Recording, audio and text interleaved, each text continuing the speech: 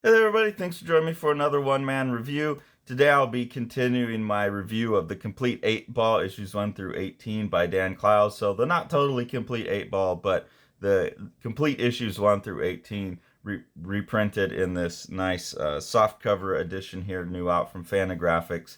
And this has facsimile editions of the first 18 issues of 8-ball, which is really cool from a historical standpoint. I'm going through it issue by issue because I've never read all of these. I've read the collected versions of some of these stories, like Ghost World, but a lot of the one-offs in these I've never seen before.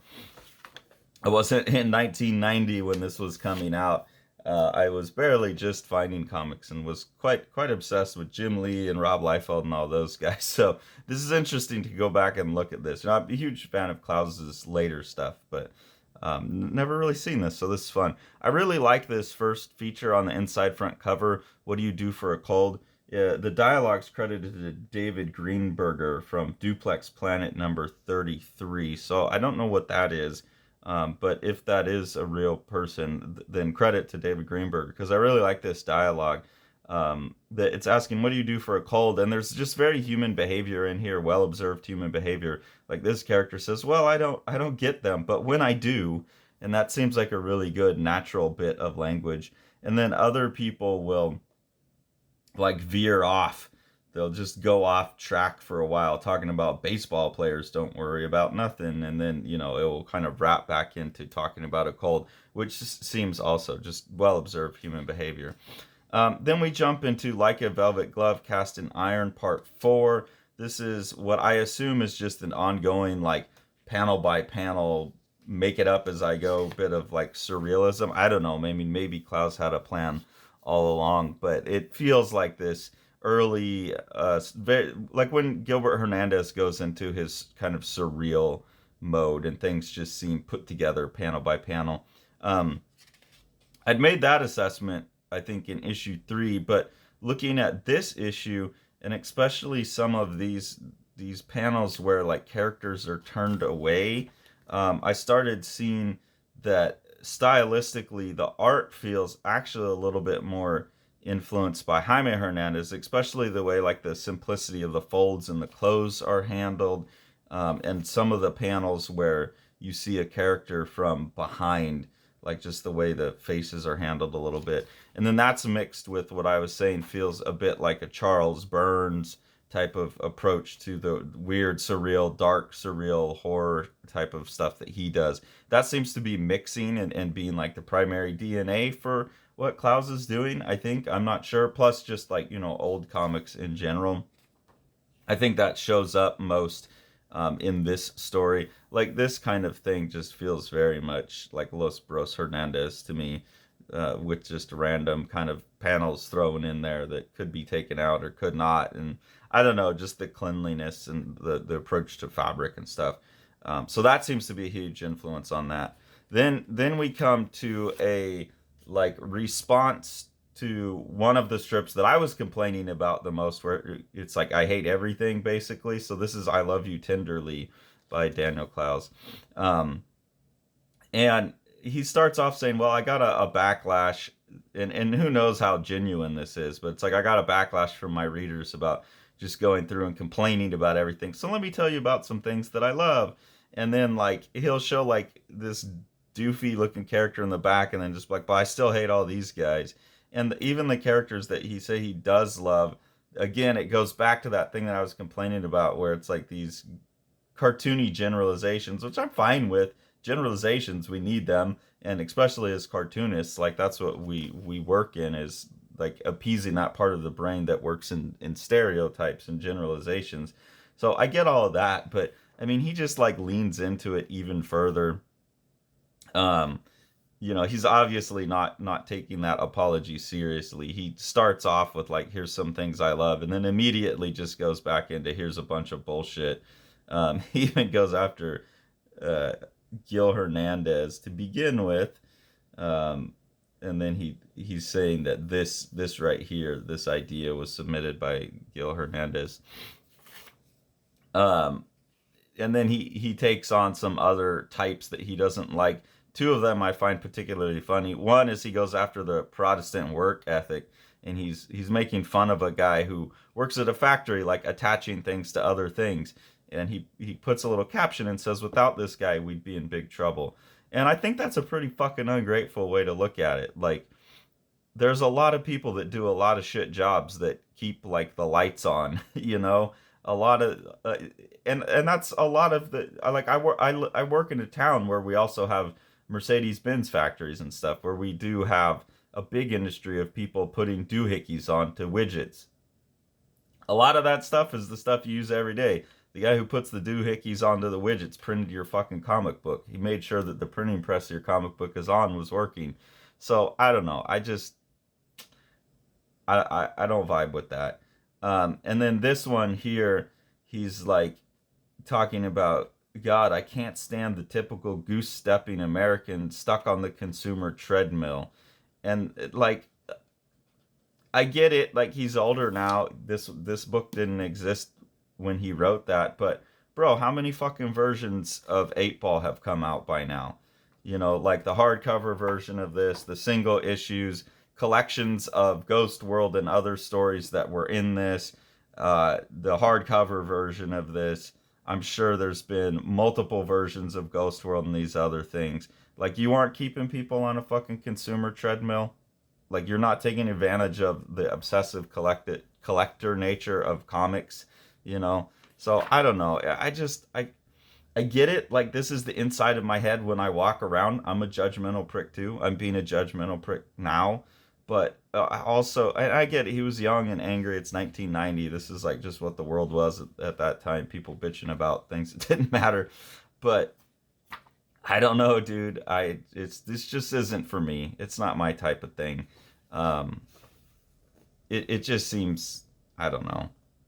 It's not for me. And then he comes here, and he's like making fun of, and needless to say, the only comics your average Joe is likely to see are boring, inconsequential, unreadable, and virtually indistinguishable for one another. And he goes after, you know, people who read regular comics again, and then is vibing for, like, you know, how hard it is to find underground comics and that kind of stuff. And it just seems worse to me. Like, this kind of thing, it's trying to be something more, but it's so stuck in the comics of the past that it's worse than them. Like, I would rather go buy an earnest, honest, stupid superhero comic than someone who's making a navel-gazing comic that's much more limited in its appeal, not because the general public is too stupid to understand the genius of what Dan Clowes is doing, but because the general public doesn't care enough about comics to sit and hear you complain about the types within the industry or the history of the industry, or they don't care. That's not an interesting history to them. So then in the very next story, which is the Dan Pussy story, which is that industry insider dirt that only industry insiders are going to care about, then you have a masturbation fantasy. So you're also throwing like the entire, I don't know, world that you're getting involved in under the bus. You're like, look at the stupid fucking nerds sitting around jerking off to comic books. While I'm critiquing like the superhero pap that we need to get over, we need to do more sophisticated stuff. And then what do? I do a masturbation fantasy that gives me, permission to do basically 2.5 pages of superhero story, because it's like, I actually still just really like comics. I want to hide that fact. And so if I couch it in this critique of comics, then it's okay. Like, that's how this reads to me. Dan Clowes still wants to draw a fucking superhero comic. He wants to try his hand at that, and he's not very good at it. Give me Mike Allred anytime.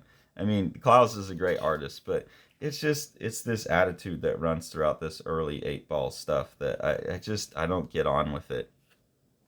Anyways, so any of that kind of navel gazing stuff, I'm probably not going to like, and I'm probably going to continue not to like. It had its place, but I don't think this actually helped push anything forward. I think this probably regressed people's opinions of comics for quite a while. I don't know. Apparently this was popular in the 90s. But anyways, I quite like this one here, The Future. I think this is a better use for Clowes's like grouchy, um, kind of generalizing nature, his nature as a cartoonist to do these grouchy generalizations. It's better applied to the future because then it can be funny. It's not attacking any actual thing. It's attacking trends, and it's this is done in 1990, so some of this stuff has come true. This feels a bit more like that movie. I always blank on the name of that movie, Idiocracy. This has that feel, and that feels like a good use of Dan Clowes's kind of powers. He is very powerful at creating like well observed generalization. So I knock him for that a lot. But when he puts it to good use, he's very powerful that way. He's very good at that.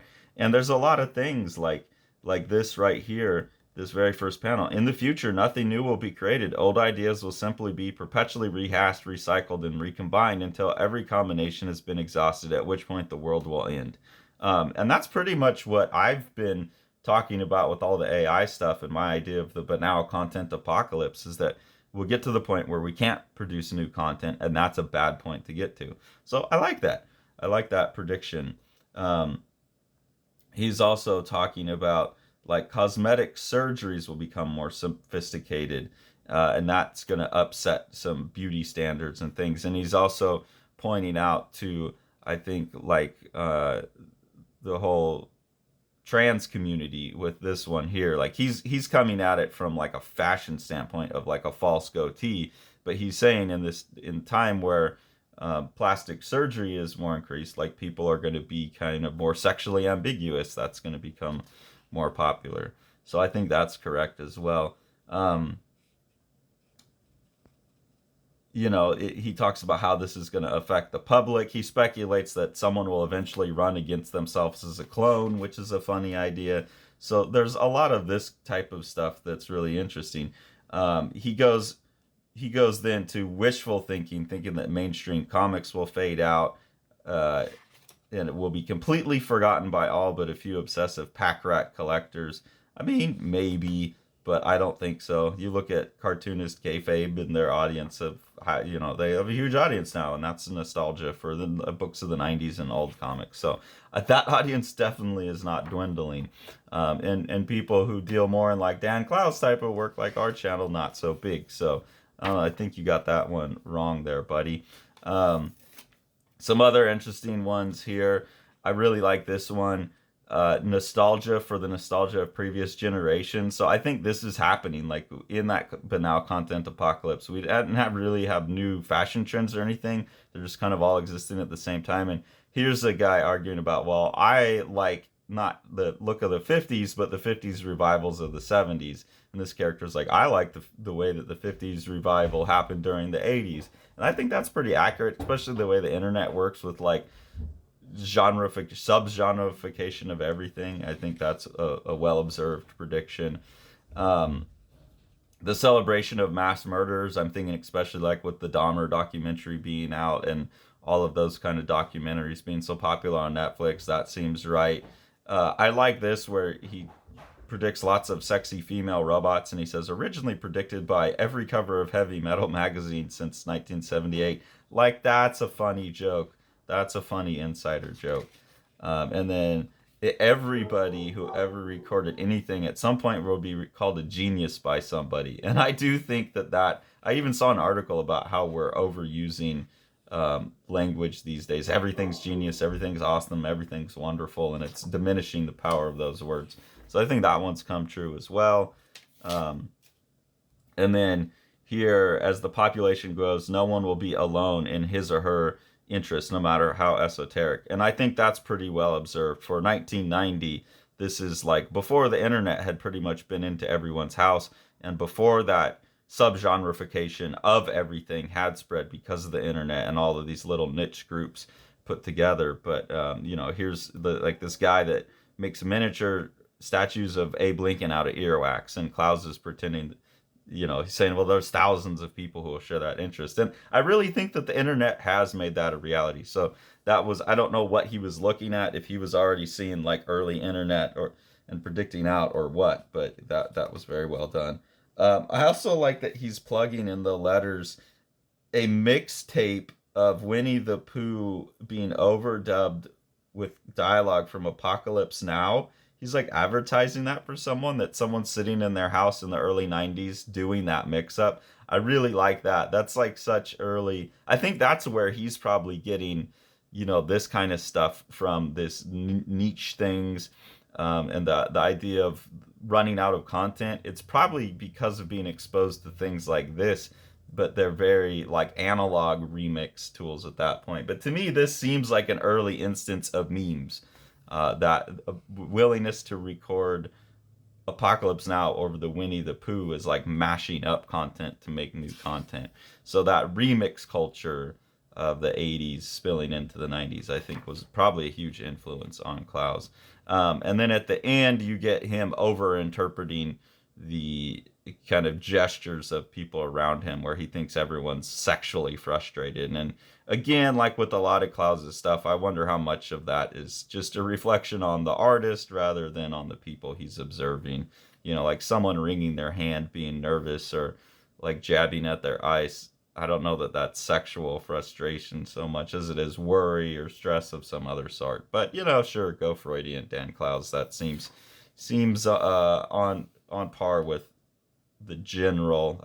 I guess I shouldn't say that because I'm slamming him for generalities, but seems on par with the vibe of the work, is that everything's very sexual and Freudian. So anyways, that's issue number 4. I'm finding things to like. I mean, obviously his art's impeccable all the way throughout. It's just always been the story content that bugs me a little bit. So we'll see. I'm excited to see where this goes from here. I'm also a little worried that as I read, the binding seems to be stretching a little bit, or maybe this is just over glued.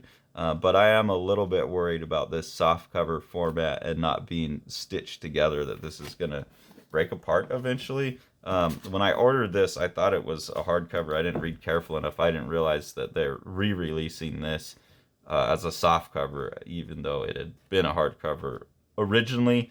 So hopefully this edition will stay together. It looks like nice thick glue, but I am noticing that it's like stretching the glue up front. So I don't know. We'll see. Maybe by the time I'm done with this, this will have all fallen apart and I can warn you away from that format. Anyways, if you enjoy what we're doing here on the channel, there's 2 ways to support us. One is through Patreon.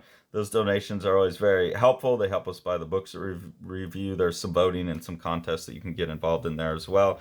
And then the best thing to do is to support the books that Sean is putting out through Living the Line Publishing. So we'll take a look at some of those now. Plaza by Yokoyama Yuichi. This is translated by Ryan Holmberg and is very large for a manga, so that's a really cool feature of this book, this standard manga size. And this is just a 200 some odd page representation of what Yokoyama Yuichi thinks of the Carnival Parade. And he's just made this like relentlessly loud and rhythmic book that pushes all kinds of amazing boundaries of what comics and manga are. And we could not recommend this book more. The Exile by Eric Creek is a gorgeously illustrated Viking saga of revenge. Eric Creek calls it his Viking Western. It's about a guy who's been away on the warpath and is returning home to some family troubles that have to be resolved. And this is told in just this amazing, like, kind of 3-color art style that looks like old woodblock cuts or something. It's absolutely gorgeous book that you've got to pick up. Thanks for following along. Take it away, Jack. You want to see all these books? Smash that subscribe button and the like button and the bell, and then you get them.